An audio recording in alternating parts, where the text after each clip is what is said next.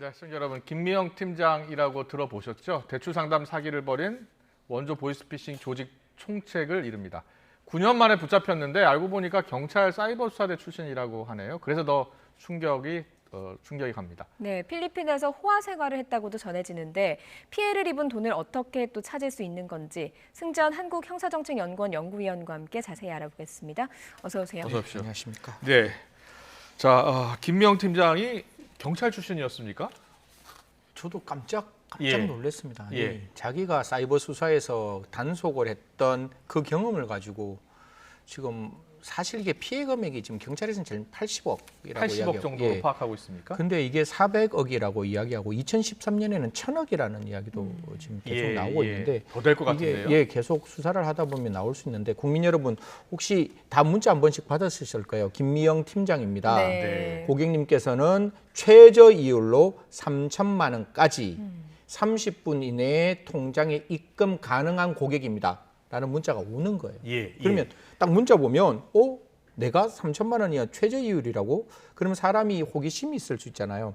그래서 전화를 하면 그 콜센터가 만들어졌는 거예요. 이게 필리핀의 7천 건물 통째로 그 콜센터를 만들었다라고 지금 네. 이제 언론에 나오고 있는데 네. 거기서 얼마만큼 교묘하게 수법을 만드는가 하면 경찰이니까 얼마나 잘 알았겠어요. 그렇겠네요. 그래서 번호도 네. 1666 그 번호들 있잖아요. 제가 이거 말씀하면 또 혹시나 좀 그럴 것 같아요. 중간에 제가 약간 멈췄는데 그런 번호로 하면서 정말 이렇게 사람들을 속일 수 있는 거예요.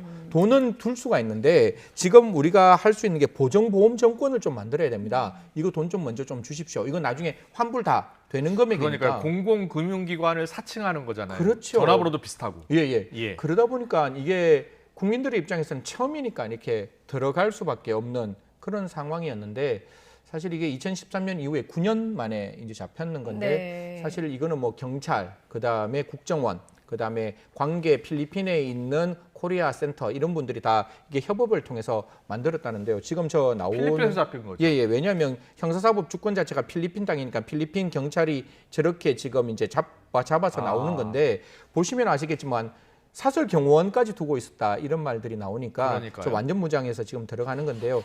뭐 지금 나와 있는 여러 가지 내용들을 보면 그 박 씨거든요, 저 사람이. 박 씨 측근 중에 대포 통장 만드는 사람이 있었대요.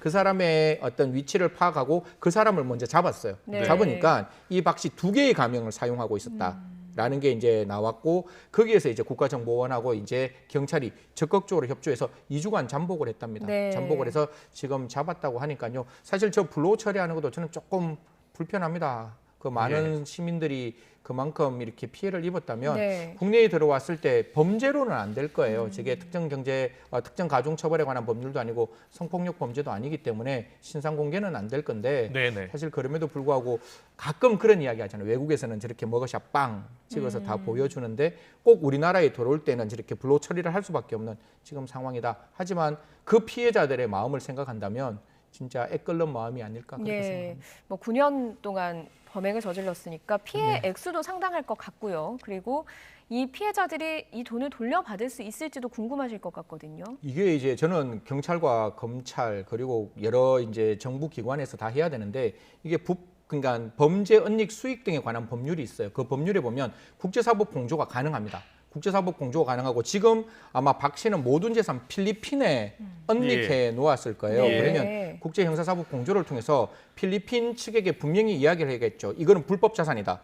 그래서 우리가 여기에 대해서 국내로 지금 가져갈 수 있는 부분이니까 이 국제사법 공조를 통해서 거기에 있는 재산을 다 처분을 해야 되겠죠. 하지만 필리핀 입장에서는 자기 나라에 있는 자기 뭐 재산이니까 국가 재산이니까 100%는 돌려주지는 않을 거예요.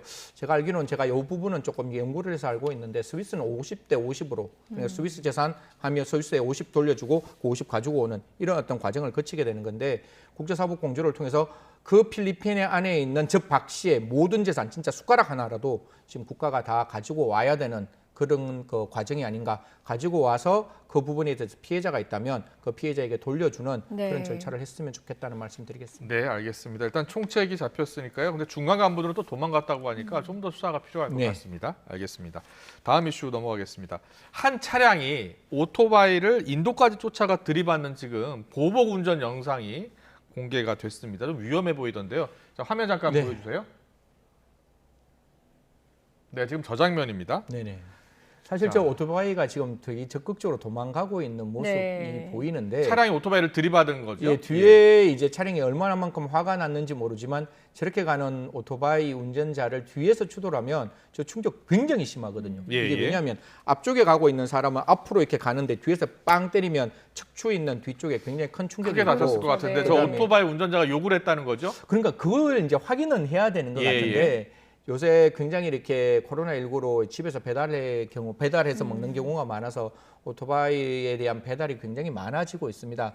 한편으로 저는 이제 오토바이 운전자 분들에 대한 신랄과 비난이 아니라 그 시간 내에 꼭 반드시 배달이 되어야 되니까 좀 적극적으로 교통신호도 위반하는 부분도 있고 좀 이렇게 굉장히 이렇게 위험하게 운전하는 부분도 있는 것 네. 같아요. 그러다 보니까 아마 저런 어떤 불협화음, 갈등이 발생했을 것 같은데 만약에 오토바이 운전자가 욕을 했다면 그 부분은 분명히 잘못했지만 그런다고 해서 예. 자동차로 오토바이 운전자를 추돌하는 것은 더 잘못된 일이다라고 말씀드리겠습니다. 예, 어떻게 보면 뭐 욕을 했다는 가정하에 보복을 한 건데 이런 사례가 적지 않잖아요. 사실 이게 굉장히 위험한 그 영역 중에 하나입니다. 사실 내 감정을 다쳤다고 해서 그 사람을 따라가서 사실 사적 보복을 하고 있는 건데 이런 부분을 하면 제가 꼭 말씀드리고 싶은 거는 그 사적 보복의 감정 때문에 그 운전하시는 분이 훨씬 더 많이 다칠 수 있는 거예요. 만약에 저런 상태에서 저 사람이 다쳤다고 하면 예. 자동차는 위험한 물건이거든요. 네. 네. 위험한 물건으로 사람을 다치게 했으니까 아. 이건 굉장히 좀 이렇게 엄중하게 처벌받을 수 있을 뿐만 아니라 예, 예. 그 위험한 물건인 자동차로 오토바이에게 손괴를 했기 때문에 그것도 역시 특수손괴, 네. 특수상해가 될 수 있어서요. 이런 부분에 대해서는 운전자분에게 분명히 오토바이 운전자가 일정 부분 귀책 사유가 있다, 욕을 했다 할지라도 절대로 저런 행동 하시면 오히려 그 부메랑이 자기에게 돌아올 수 있으니까요. 저런 부분 하지 않았으면 좋겠고 사실 블랙박스 다 영상들이 있잖아요. 네. 예. 그러면 그냥 경찰에 딱 신고하시면 그 부분에 대한 처벌받을 수 있는 가능성이 있으니까요. 굉장히 좀 조심하셔야 된다. 사실 특수상해 같은 경우에는 1년에서 10년 이하의 징역까지 가능할 수 있는 범죄라서 네. 이런 부분은 조금 조심하셔야 한다는 말씀드리겠습니다. 알겠습니다. 아무리 화가 나더라도 보복, 폭행, 보복 운전 절대 안 됩니다. 더 큰 처벌을 받을 수 있다라는 말씀해 주셨습니다. 네, 지금까지 주요 사건 사고 승재현 한국형사정책연구원 연구위원과 함께했습니다. 잘 들었습니다. 네, 고맙습니다. 고맙습니다.